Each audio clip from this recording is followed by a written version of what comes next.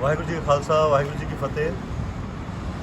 मैं सरल भाषा में आपको जो एंटी फार्म्स लॉ, जो किसान विरोधी कानून सरकार ने पास किए हैं, उनको सरल भाषा में आपको समझाना चाहूँगा। ठीक है, मेरा नाम कुलविंदर सिंह शेरगढ़िया है और मैं पेशे से असिस्टेंट प्रोफेसर हूँ। मैं किसान का बेटा हूँ। ठीक है, मैं फर्स्ट लॉज पे आता हूँ। पहला लॉ जो एमएसपी, जो गवर्नमेंट ने एमएसपी हटाने की संबंधी है। सबको मालूम है कि एमएसपी हटाना गलत है। खुद खेतीबाड़ी मंत्री हमारे एनएस तोमर जी ने इस चीज़ को माना है कि हम एमएसपी गलत हटा रहे थे, उसको नहीं हटाएंगे, उसमें संशोधन करेंगे। फर्स्ट थिंग, पहली बात ये है। ठीक है, पहला कानून एमएसपी से रिलेटेड है। दूसरा कानून एक्यूमुलेशन ऑफ एसेंशियल कमोडिटीज़, आजीविका के लिए ज़रूरी वस्तुओं का भंडारण। ठीक है, जिसके ऊपर हमेशा से गवर्नमेंट ने कंट्रोल किया है ताकि महंगाई इतनी ना बढ़ जाए कि उसको आम इंसान, जो हमारे यहाँ पे मजदूर तबका है या नौकरी पेशा तबका है, वो खरीद ना पाए। ठीक है, आज जिस टाइम कंट्रोल है गवर्नमेंट का, जिस टाइम उस भंडारण के ऊपर गवर्नमेंट का कंट्रोल है कि इस इतने क्यूसिक टन से ज़्यादा इतने टन से ज़्यादा कोई भी व्यापारी इसको भंडारण नहीं कर सकता है, उस टाइम भी गवर्नमेंट रेट्स को बहुत अच्छे से कंट्रोल नहीं कर पाती है। कभी प्याज 80 रुपये हो जाता है, कभी आलू 60 रुपये हो जाता है। ठीक है, और जब गवर्नमेंट खुद ही कह रही है कि हमने इस लॉ के अंदर, ठीक है, इसके ऊपर से कैप हटा दिया है कि कौन कितना भंडारण कर सकता है, छूट दे दी, तो गवर्नमेंट उस रेट को कैसे कंट्रोल करेगी। ठीक है, व्यापारी जो पूंजीपति हैं वो तो रेट को 200 रुपये भी ले जा सकते हैं, और हमारा जो मजदूर तबका जो 300 रुपये दिहाड़ी करता है, वो 200 रुपये का आलू खरीद लेगा क्या। ठीक है, वो हमारा जो निचला तबका है, जो नौकरी पेशा आदमी है, जिनको ये लगता है कि सर ये जो कानून है वो सिर्फ किसानों को हिट करने वाला है, सिर्फ किसानों को ही परेशान करने वाले हैं, ये उनको भी उनकी आजीविका के ऊपर बहुत बड़ा असर डालने वाले हैं। बहुत से लोग तो खाना भी नहीं खा पाएंगे अगर ये पूंजीपतियों के हाथ में आ जाता है तो।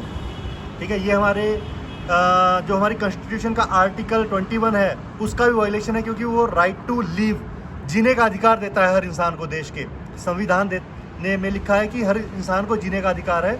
जीने का अधिकार तभी है जब वो खा पाएगा। ठीक है, अगर उसको जो खा रहा है, वो जो कमा के 2 रोटी खरीद पा रहा है, अगर वो खरीद नहीं पाएगा तो उसका जीने का अधिकार छीन लिया गया है। ठीक है, अनदर जो इसमें है, किसान कहीं भी अपनी फसल बेच सकता है। किसान, ये हमारे टीवी चैनल आज हमें गुमराह कर रहे हैं, हमारी नॉर्मल पब्लिक को। ठीक है, कि हाँ जी, मोदी मीडिया कह लीजिए या जो भी कह लीजिए उसको।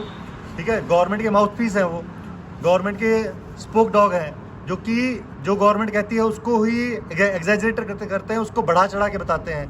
ठीक है, कह रहे हैं कि किसान कहीं भी जाके बेच सकता है, जबकि इस कानून के अंदर साफ साफ मैं आपको बताता हूँ, आप चैप्टर नंबर चेक कर सकते हैं। चैप्टर फार्मर्स, जो एंटी फार्मर्स लॉ है, उसके फार्मर्स प्रोड्यूस कॉमर्स बिल के अंदर चैप्टर 2 क्लॉज 4I के अंदर लिखा है, एनी ट्रेडर्स में इंगेज इन द इंटरस्टेट और intrastate trade of the scheduled farmers produce with a farmer और another trade in the trade area. इसका साफ साफ मतलब है कि व्यापारी अपने स्टेट के अंदर या दूसरे स्टेट के अंदर जाकर कहीं भी खरीद फरोख्त कर सकता है। इसमें किसान का तो कहीं पे नाम ही नहीं है। ठीक है, हर टीवी चैनल सरकार के जो जिसको गोदी मीडिया कहा जाता है, ये हर पब्लिक को बता रहे हैं कि किसान को आज़ादी मिल गई है कहीं भी बेचने की। एक किसान, जो महाराष्ट्र का किसान, हम बात करते हैं प्याज के किसान की, जो सबसे ज़्यादा महाराष्ट्र पैदा करता है, पुणे के या ठाणे ज़िले के या नागपुर ज़िले के, वो किसान प्याज हमारे यहाँ पे SAS नगर मोहाली में आकर नहीं बेचेगा। ठीक है, या दिल्ली में आकर नहीं बेचेगा, या जयपुर जाकर नहीं बेचेगा, वो अपनी मंडी में बेचेगा। ठीक है, उसका प्याज जो 1-2 रुपये किलो जाता है, वो प्याज आगे जाकर व्यापारी 80 रुपये 60 रुपये। अब भंडारण के ऊपर से भी कैप हटा दी गवर्नमेंट ने। ठीक है, ऊपर से सरकार ने कह दिया कि व्यापारी कहीं पर भी जाकर भी अपना माल बेच सकता है या खरीद सकता है, किसान से सीधा या व्यापारी से। ठीक है, सरकार हर तरह का फ्री हैंड दे रही है व्यापारियों को, पूंजीपतियों को हर तरह से सरकार सपोर्ट कर रही है कि पूंजीपति इस देश पर कब्जा कर लें। ठीक है, अब बात करता हूँ कि जो कॉन्ट्रैक्ट फार्मिंग है, no access to courts, government ने कहा है कि SDM कोर्ट आपके जितनी समस्याएं उनका निवारण करेगा। SDM कोर्ट 2 व्यक्तियों के आपसी झगड़े तक को तो सुलझा नहीं पाता, वो भी सिविल कोर्ट जाते हैं। ठीक है, हमारे देश में एक बेसिक लॉ है, राइट टू जस्टिस। हमारा, अगेन मैं कॉन्स्टिट्यूशन की बात करूंगा, संविधान में लिखा है कि राइट टू जस्टिस, हर किसी को कानून कोर्ट जाने का अधिकार है, हर किसी को जस्टिस, न्याय लेने का अधिकार है। अगर मेरे को लगता है कि मेरे ये कानून ठीक नहीं है या ये व्यक्ति मेरे साथ कुछ ठीक नहीं कर रहा है, तो मैं कानून कोर्ट के पास जाऊँ। गवर्नमेंट इस हमारे हक का हनन कर रहा है, वॉयलेशन ऑफ कॉन्स्टिट्यूशन कर रहा है। कॉन्स्टिट्यूशन और किसानों का एक साथ गला घोटा जा रहा है इसमें।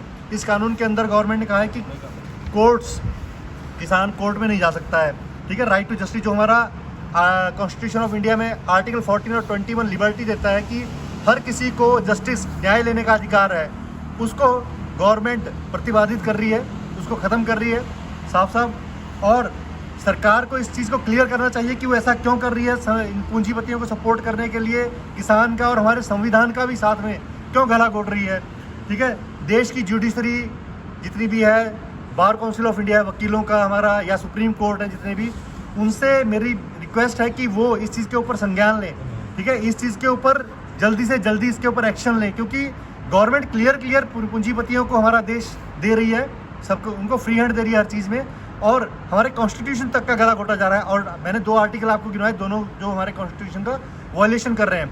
इसके अलावा भी अगर हम डीप डाउन इसमें जाते हैं, इस कानून के अंदर जो है एंटी फार्म्स लॉ, जो काले कानून गवर्नमेंट ने इंट्रोड्यूस किए हैं, बहुत सारे ऐसी चीज़ें हैं जो हमारे मौलिक अधिकार, जो फंडामेंटल राइट्स हैं, उनको वॉयलेट कर रहे हैं, ठीक है। सिर्फ किसानों की बात नहीं है यहाँ पे हर मजदूर तबका जो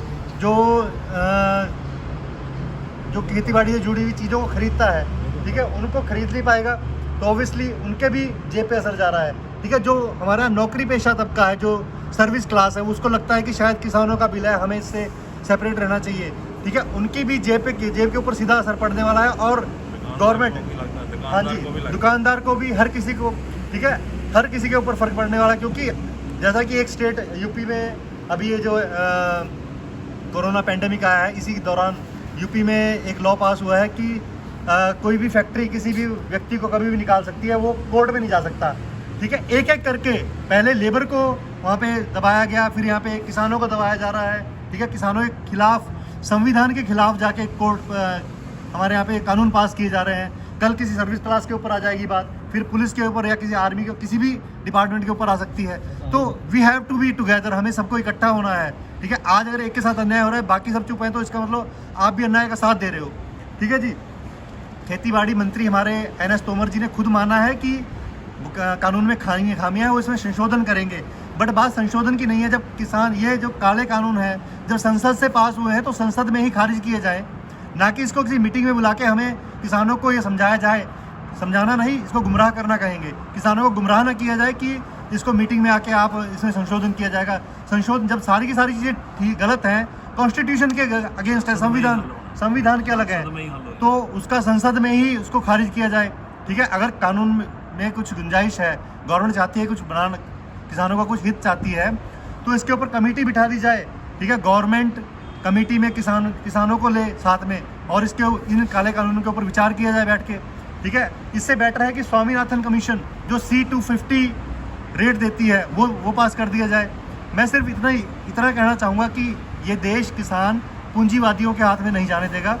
पूंजीवाद और साम्राज्यवाद की छाती में कील ठोकेगा किसान, ठीक है। किसानों ने ये निर्णय कर लिया है कि जो साम्राज्यवाद है और पूंजीवाद है, उसकी छाती में कील ठोकेगा किसान, ठीक है। जय किसान, जय भारत। वाहिगुरू जी का खालसा, वाहिगुरू जी की फतेह।